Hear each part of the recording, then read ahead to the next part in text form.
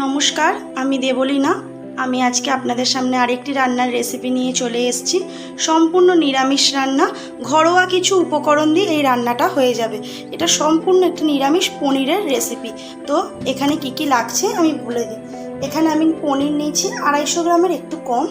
এখানে একটা আলু নিয়েছি, আলুগুলোকে এরকম লম্বা টুকরো করে কেটে নিয়েছি। ক্যাপসিকাম আর গাজরটাকে আমি এরকম স্লাইস করে কেটে নিয়েছি, কারণ গাজর সেদ্ধ হতে একটু সময় বেশি নেয়, তাই জন্য তাড়াহুড়োর জন্য আমি এইভাবে কেটে নিয়েছি। আর লাগছে এখানে দুধ, গোলমরিচের গুঁড়ো, আর এটা কাসুরি মেথি, আর নুন মিষ্টি তো লাগছেই। তো দেখে নেওয়া যাক রেসিপিটি কিভাবে আমি করি। এখানে আমি ফ্রাইং প্যানটা বসিয়ে নিয়েছি। ফ্রাইং প্যানটা গরম হয়ে গেছে। এবার এখানে আমি ঘি দিয়ে নিচ্ছি। এটা আপনারা চাইলে সাদা তেলেও করতে পারেন, কিন্তু আমি রান্নাটা আজকে সম্পূর্ণ ঘিতে করব। ঘিটা গরম হয়ে গেছে। এখানে আমি অল্প করে একটু নুন দিয়ে নেব। নুনটা আমি ঘিয়ের সাথে মিশিয়ে নিয়েছি। এবার একে একে পনিরগুলো আমি ভেজে নেব।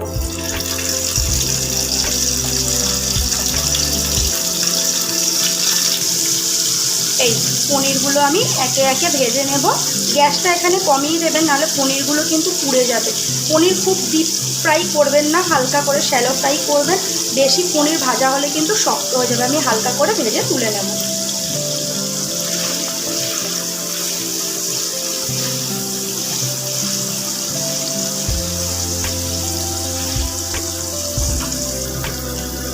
এই যে দেখুন, পনিরগুলো ভাজা হয়ে গেছে।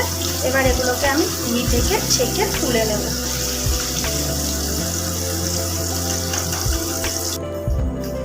এই যে দেখুন, পনিরগুলো আমি এইভাবে হালকা করে ভেজে নিয়েছি, একদম হালকা করে। বেশি ভাজলে না পনির খুব শক্ত হয়ে যায়। তো এবার আমি পনিরটি রেখে দিলাম ভেজে। এবার এই ঘিটার মধ্যেই আমি ফোড়নে দিয়ে দিচ্ছি গোটা গরম মশলা। ফোড়নটা ভাজা হয়ে গেছে। ফোড়নটা দেখুন খুব সুন্দরভাবে হালকা ভাজা হয়ে গেছে। এবার এখানে আমি আলু দিয়ে দিচ্ছি। প্রথমে আলু দেব। আলুটা দিয়ে দিয়েছি। আলুগুলোকে এবার আমি হালকা করে একটু ফ্রাই করে নেব। এখানে গ্যাসের ফ্লেমটা একটু হাই করে দেবেন যখন আলুটা ভাজবেন।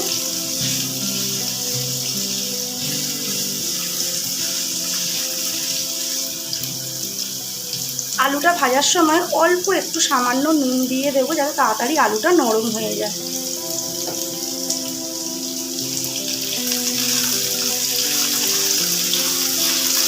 এই রান্নাটায় কিন্তু হলুদ দেওয়া হবে না। আলুগুলোকে এবার একটু ঢেকে দেব। এবার ঢেকে দিলাম। ঢেকে আমি গ্যাসটা কমিয়ে দেব। এই যে দেখুন, আলুগুলো হালকা করে ভাজা হয়ে গেছে। এবার আমি এখানে গাজরটা দিয়ে দিচ্ছি। গাজরটা দিয়ে এবার আলুর সাথে আমি গাজরটাকে একটু ভালো করে ভেজে নেব।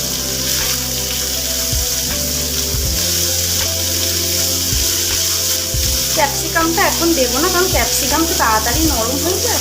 সেই জন্য আলু আর গাজরটা একটু ভালো করে নরম হয়ে গেলে তারপরে ক্যাপসিকামটা দেবো। এবার এটাকে আমি একটু ঢেকে দেবো। ঢেকে দিলাম।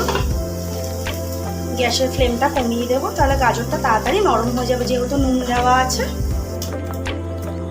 এবার ঢাকাটা আমি খুলে নিচ্ছি। দেখুন, গাজরটা খুব সুন্দরভাবে ভাজা হয়ে গেছে। এবার এখানে আমি ক্যাপসিকামগুলো দিয়ে দেব। ক্যাপসিকাম দিয়ে এবার ভালো করে আমি এগুলো আলু আর গাজরের সাথে ক্যাপসিকামটা মিশিয়ে নিয়ে ভেজে নেব।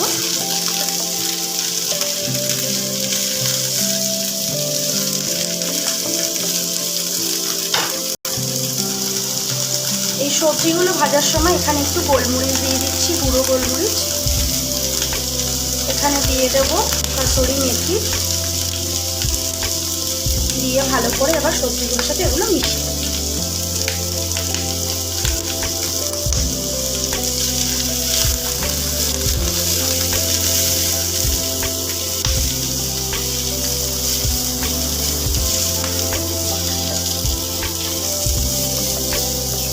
এখানে এই পর্যায়ে আমি একটু অল্প করে নুন দিয়ে দেবো, কারণ যেহেতু এখনো অবধি নুন আমি দিইনি, যেহেতু আলুটা ভাজার সময় অল্প করে নুন দিয়েছিলাম। এবার এখানে অল্প একটু নুন দেবো, কারণ যেহেতু একই পনির ভাজার ঘিতেই কিন্তু আমি রান্নাটা করছি, আর পনিরটা ভাজার সময় কিন্তু আমি নুন দিয়েছিলাম, ওই জন্য এখানে একটু অল্প করে নুন দিয়ে দেবো।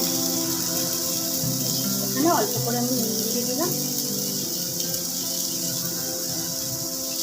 দিয়ে এবার এগুলোকে ভালো করে মিশিয়ে নেব।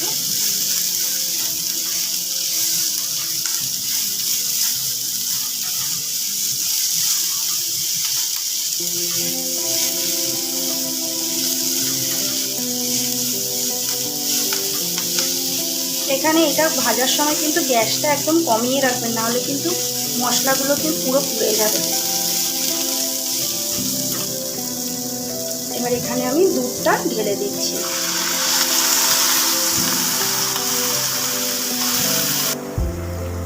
দুধটা ঢেলে নিয়ে এখানে আমি মিশিয়ে নিচ্ছি।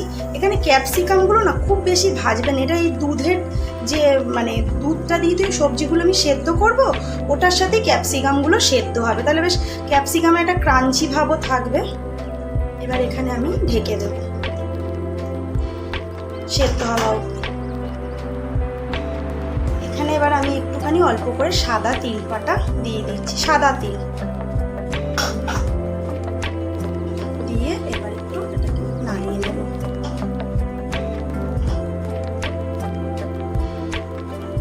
এই তরকারিটা খুব বেশি গ্রেভি হবে না, একটু মাখা মাখা মতো হবে।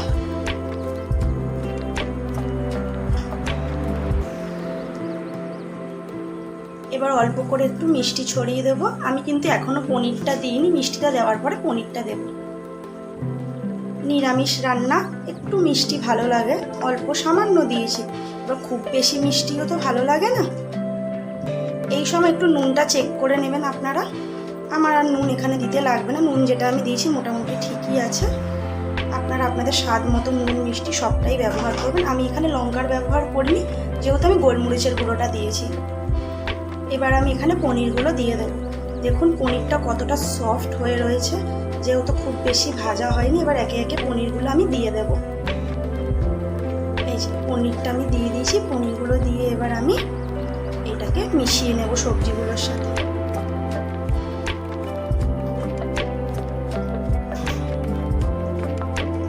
দেখুন আলুগুলো কিন্তু একদম সেদ্ধ হয়ে গেছে। পনিরটা দিয়ে আমি এখানে 2 মিনিটের মতো ফুটিয়ে নেব তরকারিটাকে। 2 মিনিট হয়ে গেছে, এবার আমি গ্যাসটা বন্ধ করে দিলাম। গ্যাসটা বন্ধ করে আমি উপর থেকে একটু সামান্য অল্প করে গোলমরিচের গুঁড়ো ছড়িয়ে দিচ্ছি, আর একটু অল্প করে কাসুরি মেথি ছড়িয়ে দিচ্ছি। দিয়ে এবার আমি ঢেকে দেবো 5 মিনিটের জন্য। এটাকে আমি 5 মিনিটের জন্য ঢেকে স্ট্যান্ডিং টাইমে রেখে দিলাম। 5 মিনিট হয়ে গেছে, এবার এটা আমি খুলে দিচ্ছি। দেখুন খুব সুন্দর হয়েছে, গন্ধটাও খুব সুন্দর বেরিয়েছে। এটাকে একবার আমি একটু মিশিয়ে নিচ্ছি।